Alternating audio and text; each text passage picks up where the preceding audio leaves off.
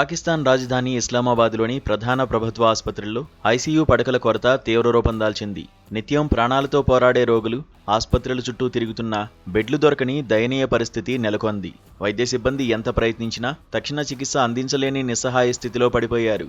సంవత్సరాలుగా పేరుకుపోయిన సమస్యలు, ప్రభుత్వ నిర్లక్ష్యం కారణంగా అక్కడి వైద్య వ్యవస్థ పూర్తిగా అస్తవ్యస్తంగా మారింది. దేశవ్యాప్తంగా ఆరోగ్య రంగాన్ని మెరుగుపరుచుకోవడంలో పాలకులు పూర్తిగా విఫలమయ్యారు అనడానికి ఇస్లామాబాద్లోని ఈ ఘటనే ప్రత్యక్ష సాక్ష్యంగా నిలుస్తోంది. ఇస్లామాబాద్లోని ప్రముఖ Pakistan institute of medical sciences ఆసుపత్రిని 5 లక్షల మంది జనాభా అవసరాల కోసం ప్రారంభించారు. కానీ నేడు జనాభా విపరీతంగా పెరిగిపోవడంతో సుమారు 50 లక్షలకు పైగా ప్రజల వైద్య అవసరాలను ఈ ఒక్క ఆసుపత్రియే తీర్చాల్సి వస్తోంది. కాలం మారుతున్న కొద్దీ జనాభా పెరుగుతున్నప్పటికీ దానికి తగినట్లుగా ఐసీయూ పడకలు, వెంటిలేటర్లు, నిపుణులైన సిబ్బంది సంఖ్య మాత్రం పెరగలేదు. ఫలితంగా ఉన్న ఒక్క ప్రభుత్వ ఆసుపత్రిపై ఊహకందని రీతిలో తీవ్రమైన ఒత్తిడి పడుతోంది. ఒక్కో పడక కోసం గంటల తరబడి వేచి చూడాల్సిన దుస్థితి ఏర్పడింది.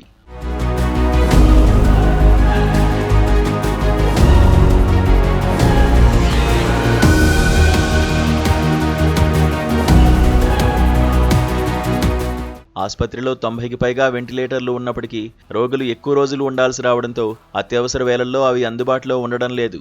పాకిస్తాన్లో ప్రైవేట్ ఆసుపత్రుల్లో ఐసీయూ వైద్యం సామాన్యులకు అసలు అందనంత ఖరీదైనదిగా మారిపోయింది. అక్కడ ఒక్కో రోగికి రోజువారీ ఖర్చుల కింద సుమారు 3 లక్షల పాకిస్తానీ రూపాయల వరకు ప్రైవేట్ యాజమాన్యాలు వసూలు చేస్తున్నాయి. అంత భారీ మొత్తాన్ని భరించే ఆర్థిక స్తోమత లేక మధ్యతరగతి, పేద ప్రజలు పూర్తిగా ప్రభుత్వ ఆసుపత్రులపైనే ఆధారపడాల్సి వస్తోంది. మరోవైపు జిల్లా ఆసుపత్రులు, ప్రాథమిక ఆరోగ్య కేంద్రాలు సరైన సేవలు అందించడంలో విఫలమవుతుండటంతో చిన్నపాటి రోగాలొచ్చినా నేరుగా పెద్ద ఆసుపత్రులకే వస్తున్నారు. ఇది మరింత రద్దీకి కారణమవుతోంది. ప్రభుత్వం కేవలం కాగితాలపై ప్రకటనలు చేసి కొన్ని కొత్త వెంటిలేటర్లను కొనుగోలు చేయడం వల్ల మాత్రమే ఈ సంక్షోభం ఎప్పటికీ సమసిపోదని నిపుణులు స్పష్టం చేస్తున్నారు. పాకిస్తాన్ ప్రభుత్వ ఆసుపత్రుల్లో ఇటువంటి నిపుణులైన మానవ వనరుల కొరత అత్యంత తీవ్రంగా ఉంది. ఇప్పటికైనా అక్కడి ప్రభుత్వం మేల్కొని మౌలిక వసతులను, నిపుణులైన వైద్య సిబ్బందిని పెంచితేనే మున్ముందు ఇలాంటి ప్రాణాలను కాపాడుకోగలమని ప్రజలు, వైద్యులు కోరుతున్నారు.